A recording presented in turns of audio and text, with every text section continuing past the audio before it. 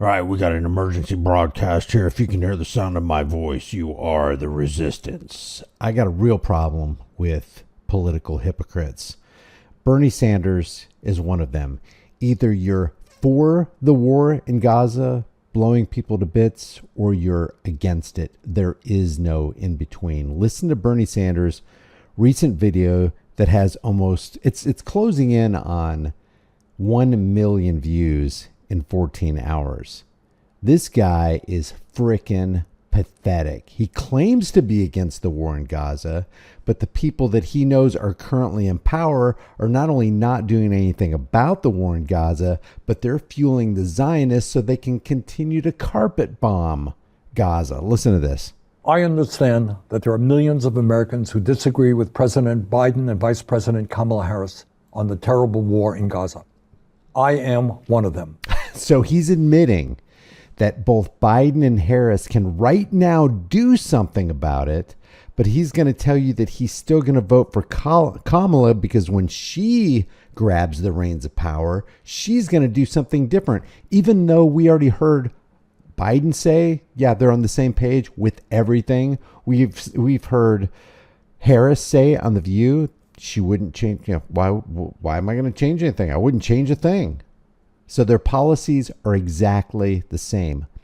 Essentially, Harris already has the White House and she's doing nothing, but Bernie Sanders is going to try to convince you when she gets to the White House, Bernie, she's already there. She's going to help relieve the tremendous burden and destruction that's happening in Gaza.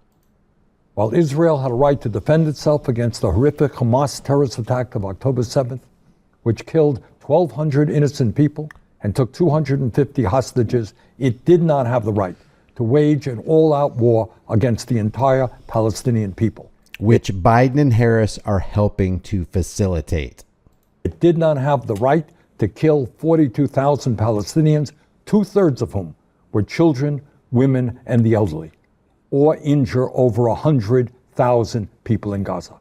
It did not have the right to destroy Gaza's infrastructure, housing, and healthcare system. It did not have the right to bomb every one of Gaza's 12 universities.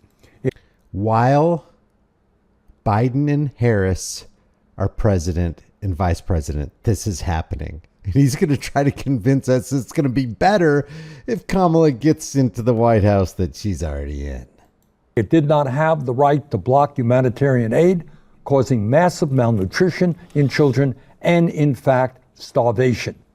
And that is why I am doing everything I can to block U.S. military aid and offensive weapon sales to the right-wing extremist Netanyahu government in Israel. And I know that many of you share those feelings. And some of you are saying, how can I vote for Kamala Harris? That's a good question. You say you're against the war in Gaza. You say you're against blowing families apart. But now what are you going to tell us, Bernie? If she is supporting this terrible war. And that is a very fair question. Yeah, because Kamala Harris is supporting this terrible war. Joe Biden is supporting this terrible war. And if you get 4 more years of Kamala, all you know, historically speaking, using logic, is that you're going to get 4 more years of this terrible war. And let me give you my best answer. And that is that even on this issue, Donald Trump and his right-wing friends are worse. In the Senate, in Congress, the Republicans have worked overtime to block humanitarian aid to the starving children in Gaza. So Republicans are blocking humanitarian aid. Democrats are blocking humanitarian aid. We have Democrat president and vice president in the White House who are blocking humanitarian aid and facilitating the war in Gaza and the carpet bombing and all the evil stuff that goes along with it.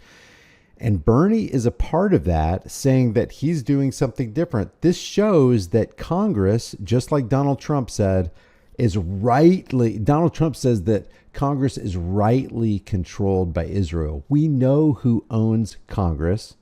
We know who gets a pass in Congress. We know who funds Congress, and we know who Congress winks at and turns their eyes away from as the worst made-for-TV genocide is happening right before our very eyes. Bernie Sanders is a part of it, and he's going to try to make the sales pitch that we need to keep the person who's actually approving of the war in Gaza, we need to keep her in office for another 4 years. It's truly disgusting. The president and vice president both support getting as much humanitarian aid into Gaza as soon as possible. Okay. Trump has said Netanyahu is doing a good job and has said Biden is holding him back. But you just said Kamala and Biden are supporting the war in Gaza. He has suggested that the Gaza Strip would make excellent beachfront property for development. And that's disgusting. Trump is disgusting. He's a monster. Biden and Harris are disgusting. They are monsters. So he's going to make the pitch. You need to vote for my monster because the other monster's worse. And it is no wonder Netanyahu prefers to have Donald Trump in office. But even more importantly, and this I promise you, after Kamala wins, we will together do everything that we can to change U.S. policy toward Netanyahu. Kamala already won. She's already in the White House. She's already instituting the policies that Biden's instituting. Biden said it. Harris said it. You're not going to get a change. This is the lie of change. This is the lie of hope and change. If Kamala gets in there, don't worry. We're going to work together to get some help in Gaza. An immediate ceasefire, the return of all hostages, a surge of massive humanitarian aid. Why isn't that happening right now, Bernie? Why isn't it happening right now? You know who's in control in the White House. You know you're buddies with Kamala. You know you're supporting her. And you know in supporting her, you're actually betraying your own self to your people. And look at this. The people don't even care. Look, just accolade after accolade for Bernie Sanders. Oh my gosh, you're just such a great guy. Thank you so much from the bottom of my cynical, tired, broken heart. The stopping of settler attacks on the West Bank and the rebuilding of Gaza for the Palestinian people. And let me be clear, we will have, in my view, a much better chance of changing U.S. policy with Kamala than with Trump. Then change it now. Change it now, Bernie. How come you can't change it now? Oh, that's right, because the banking masters who own Kamala and Trump and you freaking psychopathic puppet, you pathetic human being, you're all dangling from the banker string.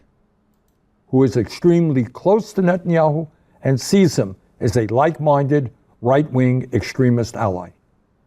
But let me also say this, and I deal with this every single day as a U.S. Senator. As important as Gaza is, and as strongly as many of us feel about this issue, it is not the only issue at stake in this election. If Trump wins, women in this country will suffer an enormous setback and lose the ability to control their own bodies. That is not acceptable. If Trump wins, to be honest with you, the struggle against climate change is over. Well, and we're the government. We got to struggle against climate change. Hey, we're from the government. We're here to help ourselves to your stuff as we claim that we have a climate change problem that we're the major contributors to. Is there a greater gross polluter in the United States or maybe even the entire world than the U.S. government? What's the size of, let's say, Bernie's carbon footprint as compared with, I don't know, everybody in your entire neighborhood?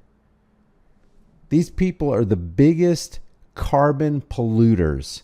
They have the largest, they have Sasquatch carbon footprints, and they're going to wax all virtuous about how you need to do something to help us fix the economy that we are destroying. It's the problem, reaction, solution. They create a problem. If there is a problem, they've created it. They're waiting for the fear-based reaction, and the reaction is, hey, we're going to go ahead and tax you guys more so that we can clean up the environment we're destroying and install the pre-planned solution they had waiting in the wings the entire time. Virtually every scientist who has studied the issue understands that climate change is real and an existential threat to our country and the world. Trump believes it is a hoax. And if the United States, the largest economy in the world, stops transforming our energy system away from fossil fuel, every other country, China, Europe, all over the world, they will do exactly the same thing. China's already doing whatever they want. India's already doing whatever they want. Whatever you think that you're going to be helping with, you're making matters worse, because that's what government always does. They make things inefficient. They make it more expensive, and it's lower quality.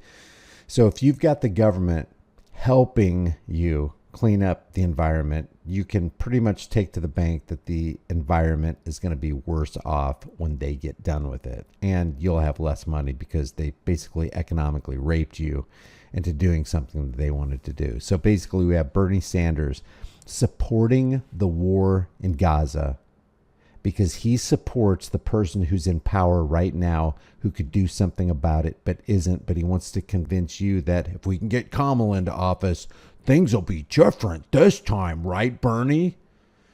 Leave your thoughts about this for the world and the global thought police in the comment section below. If you haven't done so already, subscribe to the channel, hit the bell notification icon, give it a thumbs up, share it with everybody you know. Subscribe to my email list through my website, highimpactflix.com. If you want to support the channel further, the links are in the description. Grab a shirt. I've got Cash App, Patreon, and all that. But the only way you can be free is by holding fast to the truth. Make that your principle. If you let that go, you'll lose everything. I will see you in the next video.